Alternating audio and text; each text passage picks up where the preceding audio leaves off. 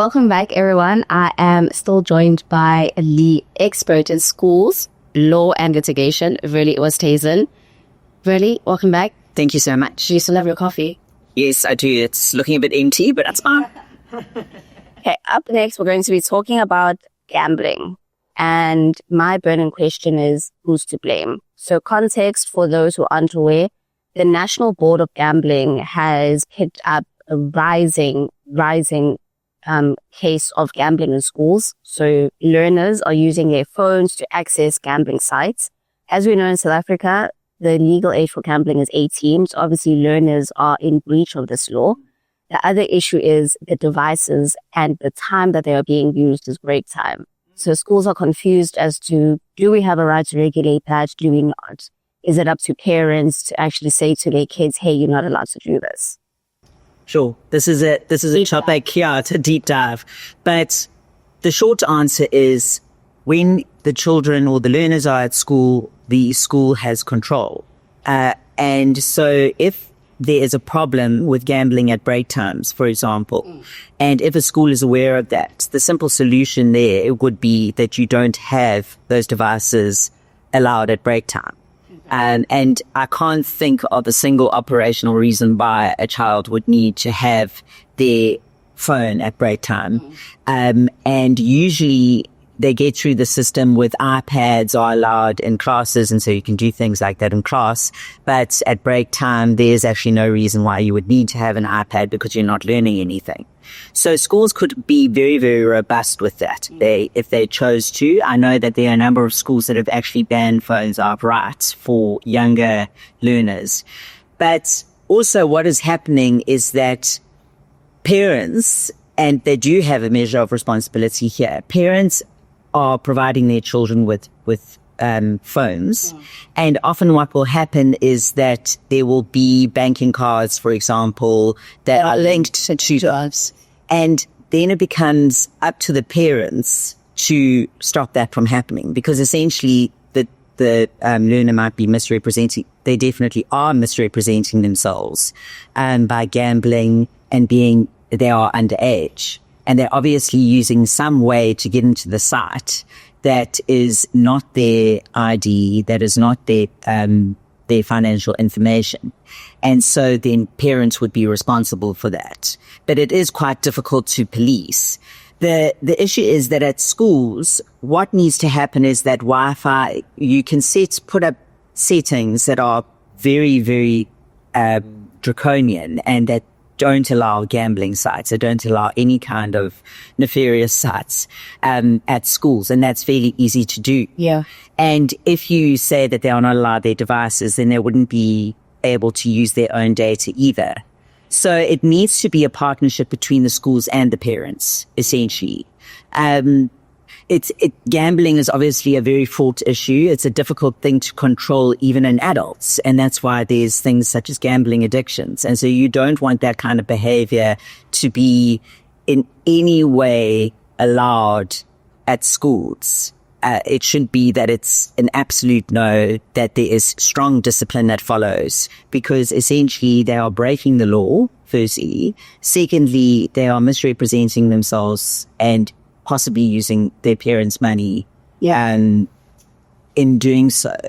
And it is something that can set up serious addiction in later life. So that is something that needs to be dealt with in a holistic fashion, with not only legal advisors, possibly mental health advisors, the parents being interested in assisting and making sure that the learners are made very well aware of the dangers of going into that world. Okay. I know you emphasize that when learners are engaging in this kind of conduct, that they are breaking the law. What disciplinary action follows in instances when we're dealing with learners? At the schools? Well, usually there will be a code of conduct, and it usually works along the lines of you will get a verbal warning almost the same as an employment law context. Okay. And it might be that if they are in a boarding school scenario, they might not be allowed to have certain privileges. So they might not be able to go out on the weekends, or it may be that they have some kind of a punishment on a Friday afternoon. Instead of being able to visit their friends, they have to go detention and things of those nature. Then as it gets more serious, it could be that learners are suspended from school, and that means that they are not allowed to be at the school premises. And so, for example, for a week, they may have to be at home, and it goes onto their school record. And then in very, very serious instances, or where there has been progressive ill discipline with that learner, they could eventually be expelled from school. And obviously that has massive ramifications for the learner themselves as well as their family. Yeah. So it's not a situation of, the proverbial hands of the school are tied. They can actually take steps against the learner to try remedy the behavior. And if that's not possible, if the school feels as if they're not in a position to do so, to remove that learner. Yes. And schools must be aware that if they have got their policies and procedures in place, and if they have got good legal advice all along the way, they do not need to be scared of implementing those policies and procedures. And in fact, they should be implementing those policies and procedures, because if they don't, then it looks as if they are inconsistent. And then when something serious happens and someone has misconducted themselves, parents could turn around and say, oh, but you did not punish little Johnny when little Johnny did that. Why is it that you are punishing my child? So it is very important, when you've got policies and procedures in place, that you are applying them consistently, and not to be scared in any way of doing that. Because I do understand that often the schools are somewhat wary of the parents, because they do get fairly feisty. However, it is very, very important that they implement those policies and rules. When are the schools on the hook? So are they completely clear of liability in instances where something does go wrong? No, they can be on the hook. No, they can be on the hook, and that's why it's really, really important. Okay. And it might be that, first of all, can be reputational damage. Serious reputational damage that happens, and that will have a knock-on effect, obviously, because it means that people are not as attracted to the school as they were.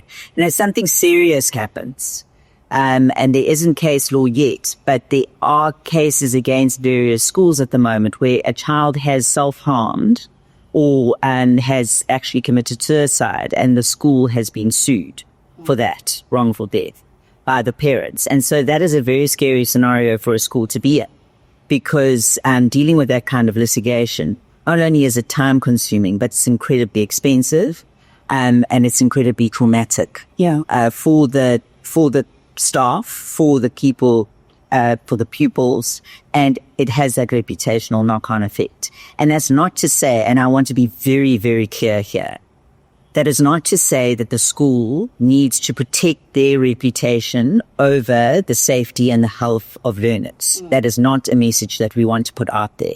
And in my view, it is not necessary for the school to need to make that decision.